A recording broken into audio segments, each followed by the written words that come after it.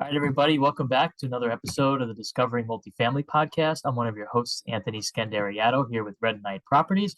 And today we have a local New Jerseyan as well, not super local, but at least both being from New Jersey. But you said you're from the Philadelphia metro region Philadelphia area? market. That's right. Yeah. Yeah. And it's a very small world, and happy to have him here on his show. Bud Evans joins us, and he's a multifamily investor. He's also a single family investor. Today, we're going to focus around why he's transitioning from single family investing to multifamily investing. That's a pretty hot topic for anyone who owns a few rental properties.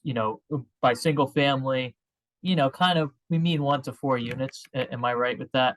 Yeah. Um, Anything five and up is, considered, commercial multifamily, which is what, my company and what we specialize in as well. So very curious to hear Bud's thoughts on why he's transitioning. He's also a realtor, specializing in South Jersey, and he's the former mayor of Cinnaminson. He's a retired military intelligence officer, adjunct professor. So he's got a bunch of stuff going on in his life, and really excited to have him here on the show. So thanks for coming on.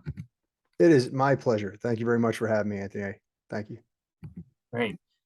So let's talk about how you got into real estate. What does your portfolio look like right now?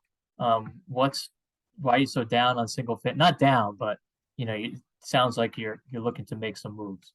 Yeah. So let's start with while I was the mayor of Cinnaminson, New Jersey from 2016 to 2018, I got into economic development. I found a penchant for it.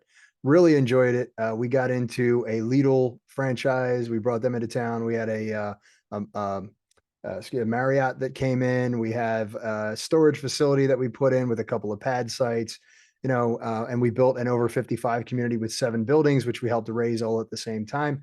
And I really enjoyed that. Well, as luck would have it, I was still active duty in the military at the time, on active duty orders, supporting as you guys would call it, a drone unit. I call it RPAs, for remotely piloted aircraft.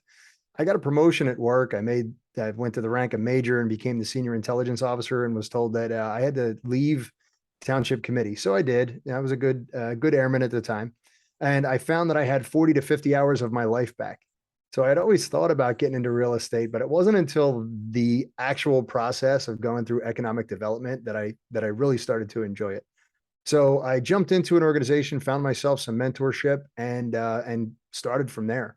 October of 2018, I got into this mentorship program, and in January of 2019, I got my first flip. Uh, Within the first month, I had 1 flip and 3 rental properties. At the end of the first year, I had about 15 flips done, and we were at about 10 rental properties. And at the end of the second year, I had 10 wholesales, 30 flips, and 21 rental properties. Now we're up to 50 doors personally owned. We're up to about 100 doors overall. And the reason that I was able to do that is because we transitioned from that single family mindset to the multifamily mindset. What we started doing was targeting specifically 5 to 20 units, looking for the mom and pop properties that we could get, primarily because we found that we could get those properties, I don't want to say at a discount, but we could find inefficiencies in the way they were running things. And then using the income verification model, we could determine that they were running very inefficiently, and then modify those. And even without increasing rent, immediately see a profit. And then within 6 months to a year, we could stabilize those properties into cash flowing assets. Yeah. And so you mentioned you do flips, you had some wholesales, you have rental properties. Where is most of that business located? Yeah. So most of it is between South Jersey in the Philadelphia market and Pittsburgh. So the South Jersey market, we go from Trenton, Mercer County, all the way down to Penn and Camden County. We also operate in Cherry Hill, Haddonfield, those areas, as far east as Browns Mills in Burlington County. And then in Pittsburgh, we are outside of the city, primarily McKeesport, Avalon, Pitcairn, those areas out in Pittsburgh. We have a large portfolio of single family properties out there, and that's what really got us going into the commercial multifamily, was when we found a 75 unit. We couldn't close on that one. We We raised the capital, had the LOI in, and someone came in and outbid us in full cash. Somebody walked in the front door and bought the 75 unit full cash. So we got a 6 unit instead as a consolation prize. We were able to take that one down ourselves within, my partner and I. And then we figured, well, if we can do it out there, why can't we do it here? And the next thing we knew, we had a couple of 6 units here, an 8 unit, and another 5 unit mixed use commercial. Excellent. Okay. So, so the rental property is in New Jersey, and but the, I guess you're looking in Pittsburgh and you have some flips and We did wholesales get a going on there. 6 unit in Pittsburgh. Oh, you And do have then, one there. yeah, Okay. and then through hard work and perseverance here, we picked up about 30 units last year in Jersey. Okay. No, that's great. And those 30 units, is that spread apart, like you mentioned, between 5 and whatever size units? It's not just one complex. Right. Yeah. So we have Beverly, Pennsauken, and 2 Pennsauken, 1 in Beverly. Okay, excellent. And so it sounds like a pretty quick progression to basically dive into the real estate business, but you got a lot of your time back, is what I guess you're getting at. So, is there something with the single family model where that seems to have taken up a lot of time? Even with the flips, the flips aren't quick. It's a lot of work. I'm sure you have a team around you that, you mentioned you're part of that mentorship program. So usually there's a team that goes along with that. Are you finding you're focusing more on the multifamily rental properties just because you're trying to leverage your time better? You mentioned that previously. Yeah, great question. It honestly came down to property management. We had single family property management, and I was managing the manager a lot more than I kind of anticipated. The other thing that we had was vacancy. So every time that we would have vacancy in one of our properties, we were at 100% vacancy for each property versus we have a 6 unit, we have one door that's fine. We're at 15% vacancy. Okay. It doesn't hurt. It doesn't stop paying the mortgage for that particular property. And we can recover quite quickly when it comes down to turning that deal. If we do have major damage or something to a unit, we generally carry an insurance policy on each unit, and that pays for anything that's outside of normal wear and tear. It all came down to how easy was it for me and my team to manage the manager, and how much time would I be spending per property. And it all came down to, it's an economy of scale. The more units I have per property, the easier it is for me to go through my day. And I am retired now. I retired 3 years early because of real estate. And now I'm starting to build the portfolio using these multifamily deals. No, that's great. And so the multifamily portfolio that you have now, is that one manager you have for those properties? I know you mentioned they're in South Jersey, which is great. So it would be different if, I know you have the 1 6 unit in Pittsburgh. How does that, do you manage that yourself and then you have a manager for the New Jersey units? How does that work? Yeah, so we originally started to self-manage over here locally, and then just got too big. I don't have the bandwidth to cover all of the things that need to be done.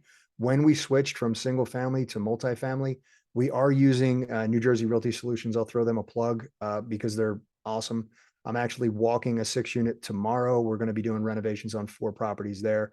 They are geared towards multifamily properties, and single families are a side effect of being a property management company in this area.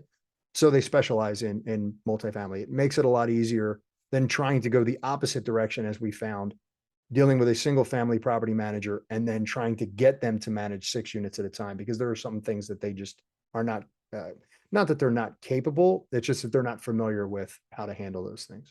Yeah. Okay, great. And then you mentioned you have a partner. So what does the dynamic between the two of you look like?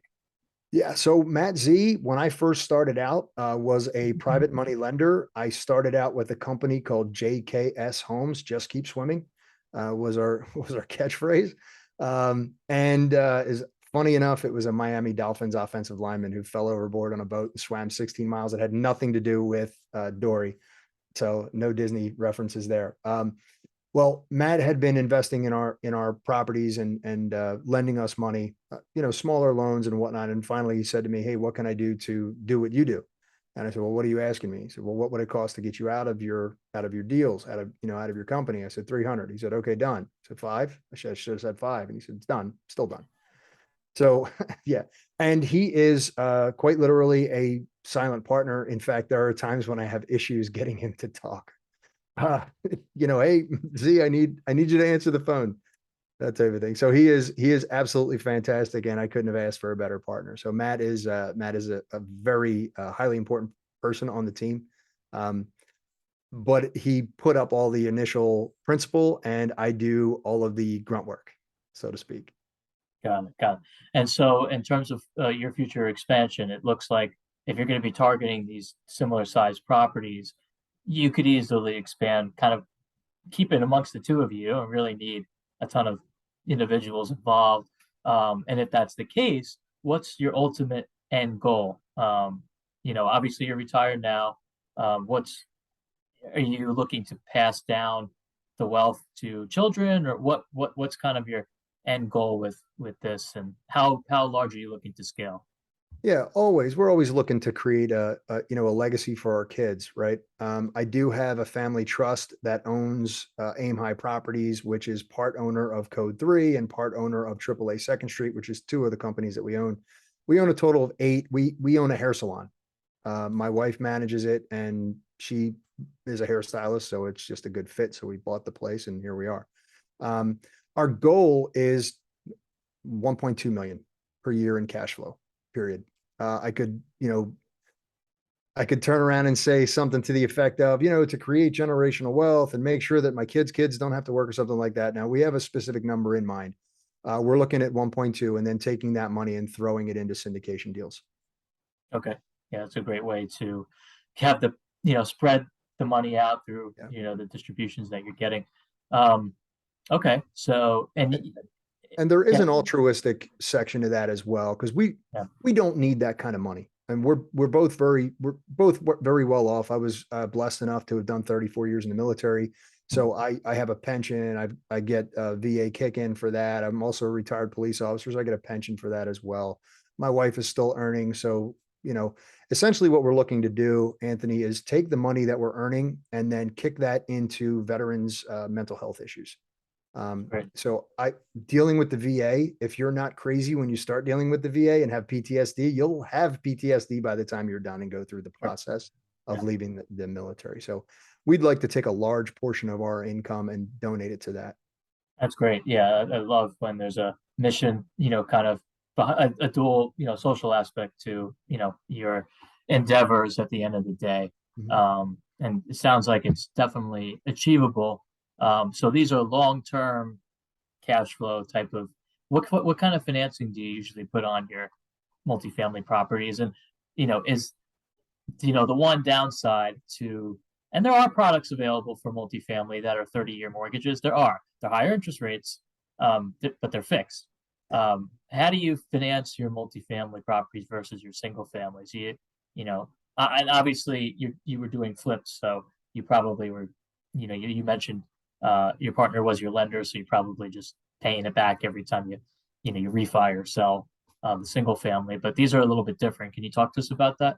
Yeah, sure. Sometimes it depends on the amount of rehab that we have to do. It also will depend on the size of the building. If we're looking at a building that needs substantial renovations, we'll take out a bridge loan that'll cover that. We'll forecast obviously what we're looking at on the back end for the gross potential income and use the value, the valuation method, income valuation method to forecast what that's going to look like in 3 to 5 years.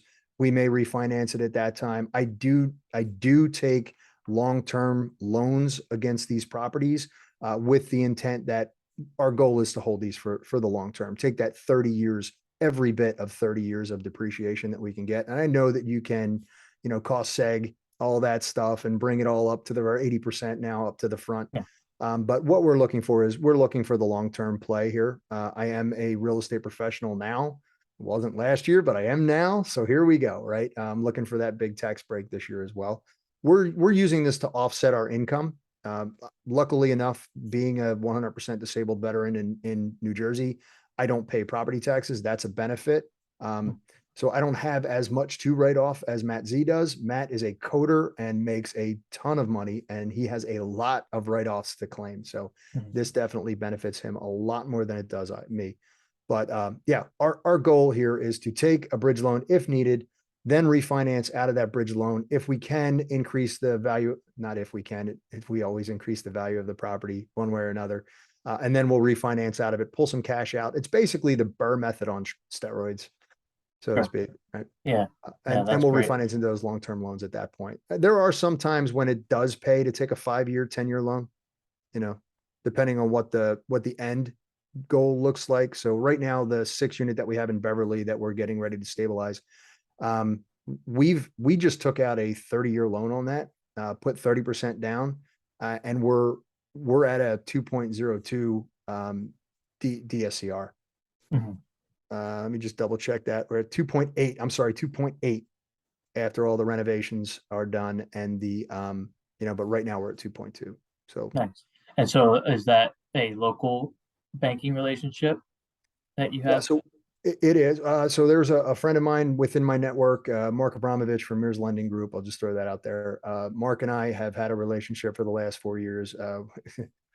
Great story. He was from New York. Now he lives in Florida, but he and I will get together every once in a while and just fly out to like Houston for a conference. And we won't go to the conference. We'll just hang out, Nice. That's and great. then we'll network with everybody at the conference, depending on Yeah. the conference, obviously. Yeah. Yeah, of course. And so for the audience listening, you found your way into this through mentoring and coaching. Can you talk to us about, if for someone listening who's looking to get started like you and wants to end up like you on a similar path, what would be the recommended steps? Yeah. So first off, I'll give myself a plug, Anthony, because I do work with Tarek El Moussa, and you can go through one of two ways. You can either go through homeschooled, which if you're looking to get into multifamily, he is more of a single family flipper. I, on the other hand, am a multifamily guy. So if you wanted to reach out, just go to budevans.com. Let's set up a 15-minute or 30-minute chat and we'll talk about the process there. But I am a guy who firmly believes in coaching and mentorship. I have a coach for physical fitness. I have a coach for my accounting. I have a coach for my bookkeeping. I fully believe that if you want to get ahead, find the guys that are 2 to 3 steps ahead of you, figure out exactly what they're doing. And if you don't have a how, find the who does have the how, and then attack that. Hire that person to help you out until you actually get full knowledge of what it is they're doing, and then jump in. Sure. I love that. So the best way for the audience to reach out to you is through, you said budevans.com? Budevans.com. Yeah, sure. Or they can look me up on LinkedIn at Howard Bud Evans MBA. That's Howard Bud Evans MBA. That's awesome. So we'll have a link to Bud's website, budevans.com, in our social media platforms, as well as on our iTunes description. And if you liked what you heard and or saw today, please give us a rating and review on iTunes. It would help Bud and our message get out to just a larger audience. That's just the way the algorithm works. So we would really appreciate that. And I really want to thank you, Bud, for your time again and for spending a little bit of time here, and hopefully talk to you in the future. Yeah, Anthony, thank you very much for having me on. I noticed we have a lot of mutual friends. I just had Bob LaChance on our podcast as well. So I have a couple of his virtual assistants working with me right now. So That's excellent. I Great love your guy. show, man. Thank you very much for having me on. I really appreciate it. Thank you, Bud.